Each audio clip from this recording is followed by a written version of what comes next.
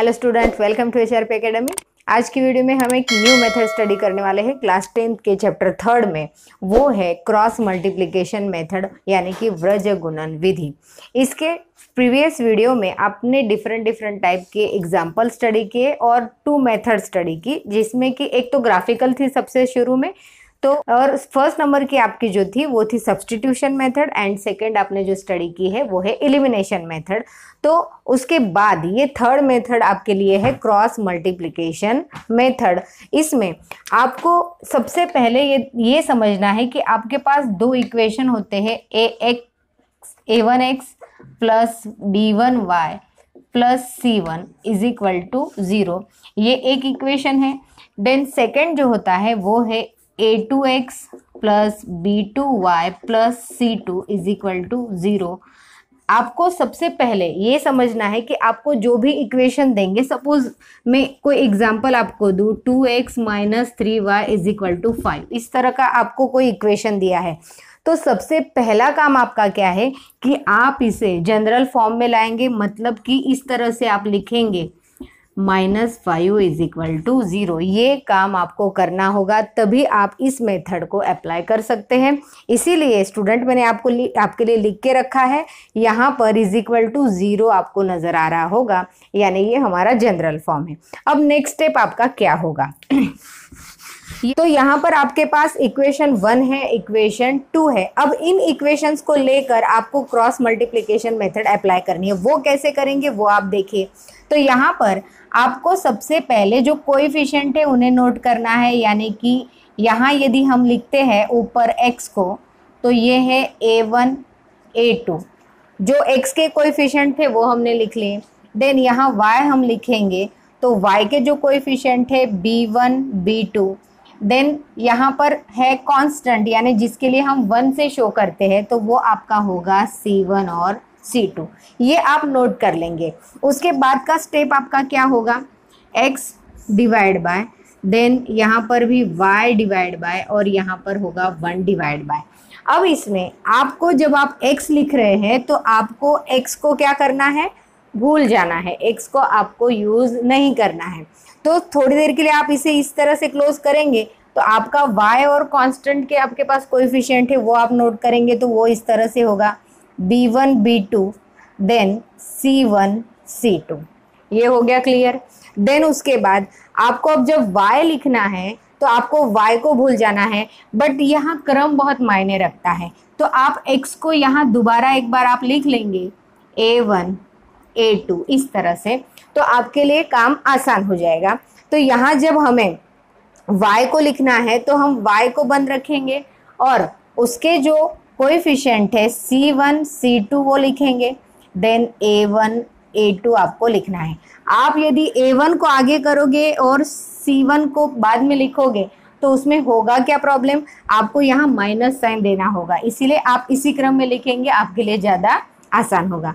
Then यहाँ पर ये कांस्टेंट है। अब कांस्टेंट के लिए तो आप कांस्टेंट को बंद कर दो और ये जिस तरह से है उसी को लिख लो। Means a1 a2 b1 b2 इस तरह से। तो बस ये आपका रेडी हो गया।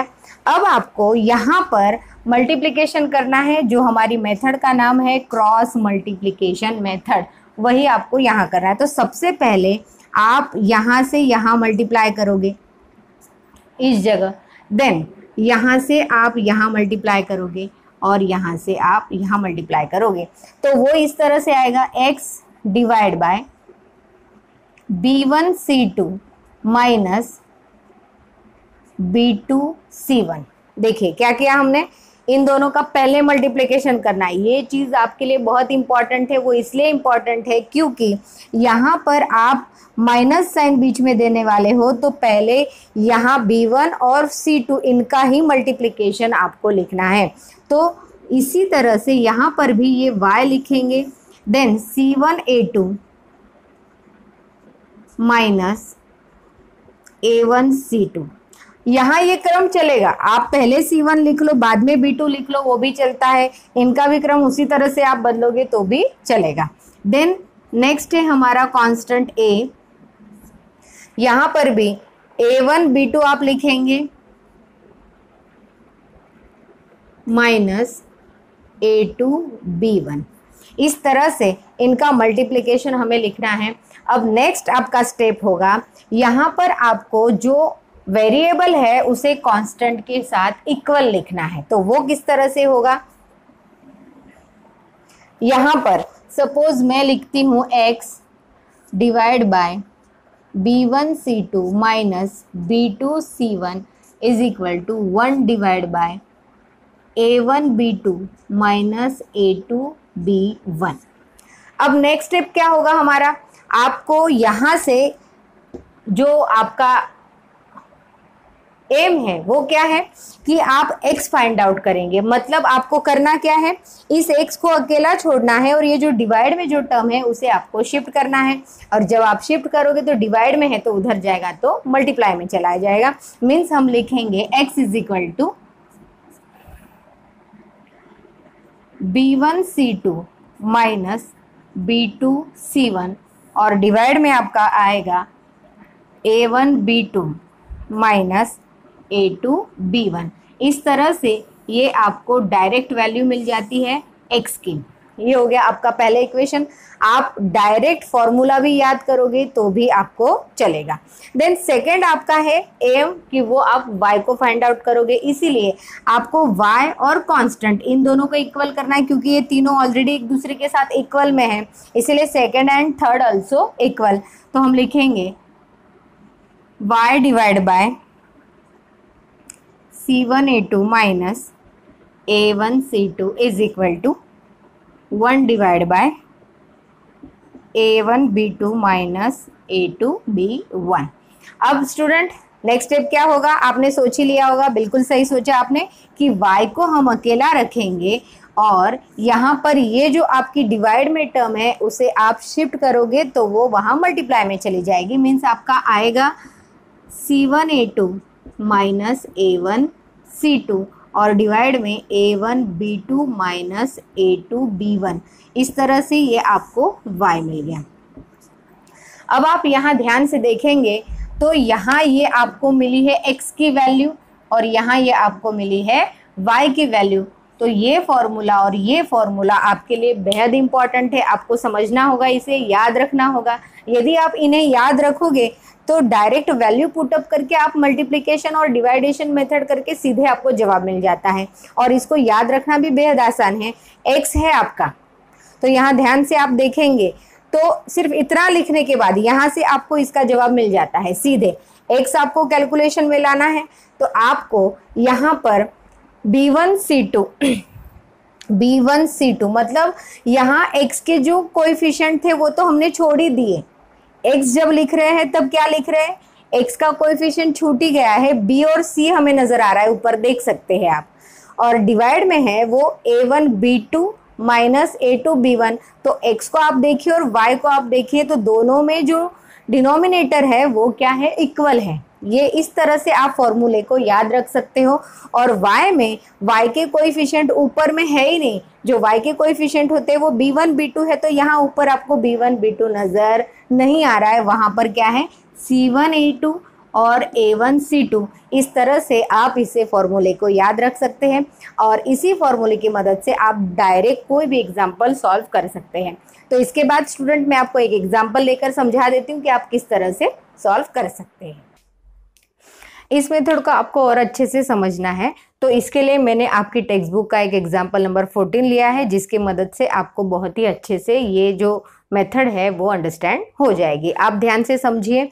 यहाँ पर क्वेश्चन इस तरह का है, from a bus stand in a Bangalore if we buy 2 ticket to Maleshwar and 3 ticket to Yeshwantpur, the total cost is rupees 46. But if we buy 3 tickets for Maleshwar and 5 tickets to Yeshwantpur, the total cost is rupees 74. तो find the bus stand to Maleshwar, fare and Yeshwantpur. मतलब आपको बेंगलोर से लेकर जो मल्लेश्वर है वहाँ तक का जो टिकट है बस का वो फाइंड आउट करना है। उसी तरह से आपको यशवंतपुर तक का जो बस का जो फेरी है वो भी आपको फाइंड आउट करना है। तो सबसे पहले हम जो फाइंड आउट करना है उसी को मान लेंगे। तो let's x rupees be fare of Bangalore bus stand to Malleshwaram and Y rupees be a ferry to bus stand to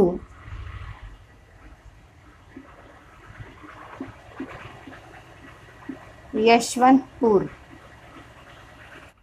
अब इसमें यहाँ पर ये एक्स और वाई तो हमने डिसाइड कर लिया, और उसने जो टिकट बाय की है वो कितनी है, 2 टिकट फॉर मल्लेश्वर, यानी कि एक टिकट का यदि x रुपीज हम पे करते हैं तो 2 टिकट के लिए कितना हो जाएगा 2x।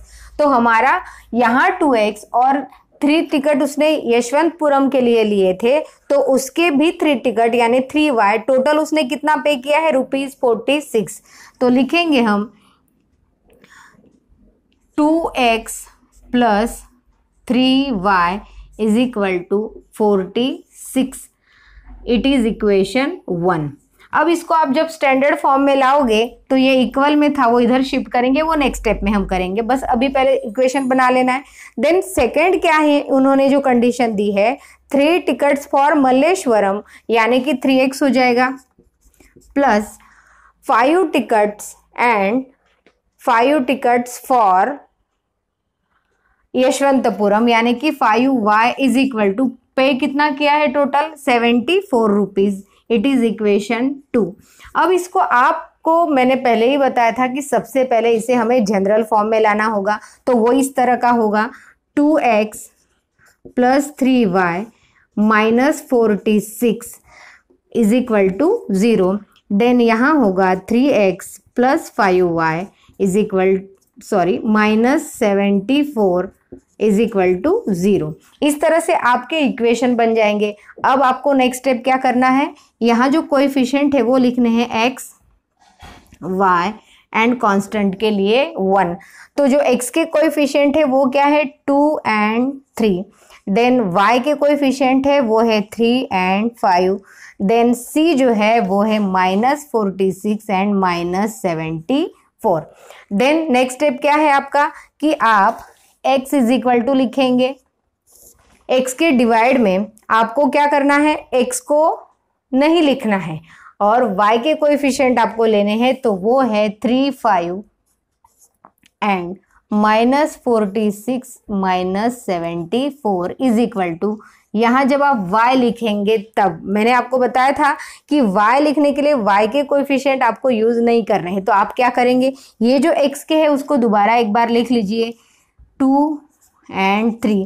तो जब आप y को छिपा लेते हैं तो उस वक्त आपको यहाँ जो ये 2 कोएफिशिएंट है वो लिखने हैं, यानी minus 46 minus 74 and 2, 3।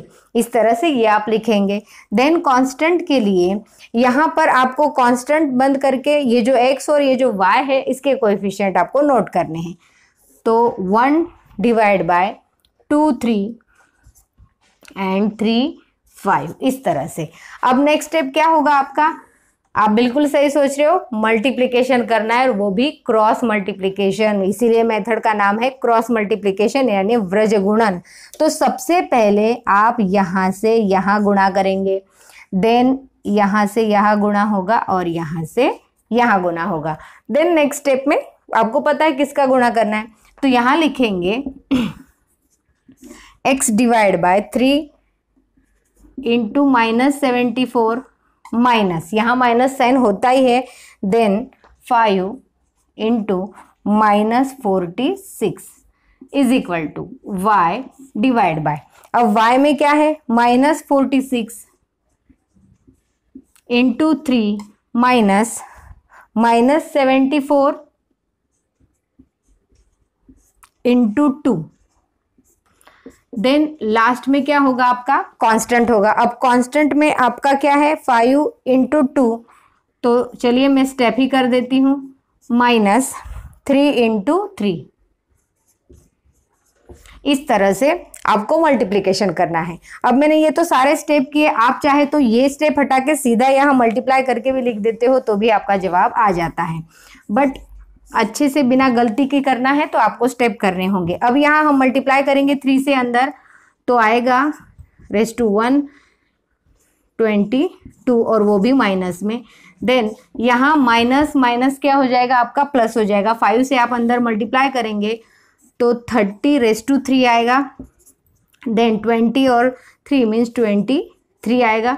Then next होगा y डिवाइड बाय, आप 3 से अंदर 46 को मल्टीप्लाई करेंगे तो 3 into 6 means 18 raise to 1, 3 into 4 means 12 and 1 13 और वो होगा माइनस में। देन यहाँ again minus minus plus, 2 into 4 means 8, 2 into 7 means 14। Then last में है 1 divide by 5 into 2 means 10 minus 9। अब यहाँ पर आपको पता है साइन देख के आप डिसाइड करते हो कि आपको एडिशन करना है कि सब्सट्रैक्शन करना है। तो यहाँ पर जब इन दोनों का साइन आप चेक करते हो तो अपोजिट साइन है मीन्स आप क्या करेंगे, बिल्कुल सही सोच रहे हो, सब्सट्रैक्शन करना है। तो हम यहाँ पर सब्सट्रैक्शन करेंगे तो 0 माइनस 2 मीन्स 8 यहाँ आएगा और बड़े क्या साइन होगा मीन्स 8 ही होगा प्लस में। देन यहाँ तो 2 माइनस 2 मीन्स 0, 2 माइनस 2 मीन्स 0 होना है। अब यहाँ पर करेंगे y divide by 8 minus 8 means 0, 4 minus 3 means 1 और 1 माइनस 1 मीन्स 0। तो यहाँ पर भी मेजर का ही साइन आएगा यानी कि प्लस 10 होगा। Then is equal to 1 divide by 1। इस तरह से आपको x, y और कांस्टेंट के जो रेशियो है वो आपको मिल गए। नेक्स्ट स्टेप क्या होता है, x divide by 8 is equal to 1 आप करेंगे and y divide by 10 is equal to 1 आप करेंगे। अब यहाँ पर x इज इक्वल टू 8 को शिफ्ट करते हो तो 1 इंटू 8 मीन्स 8 आ जाएगा। Then y is equal to 10 आपको मिलेगा। इस तरह से आप देख सकते हैं आपको फेरी मिल गई है किसकी, यहाँ से बेंगलोर बस स्टैंड से लेकर मल्लेश्वरम तक की 8 rupees and Bangalore bus stand से लेकर यशवंतपुरम की 10 रुपीज़। तो इसी को आप वर्ड में लिख सकते हैं। आप लिखेंगे fare to Malleshwaram is equal to 8 rupees and fares to यशवंतपुरम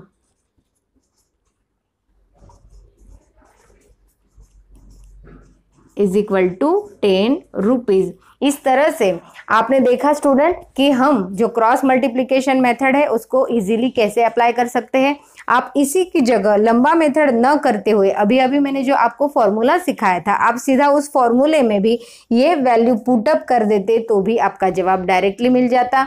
तो आपको दोनों में से जो पसंद आए आप उसे एग्जाम में पूछे जाएगा तब आप सॉल्व कर सकते हैं। इस तरह से ये आपकी थर्ड मेथड थी। मुझे पूरी उम्मीद है आपने बहुत अच्छे से समझ ली होगी और इसे नोट भी कर ली होगी। सो नेक्स्ट वीडियो में मिलेंगे स्टूडेंट हम न्यू टॉपिक के साथ। तब तक पढ़ाई करते रहिए। Thank you.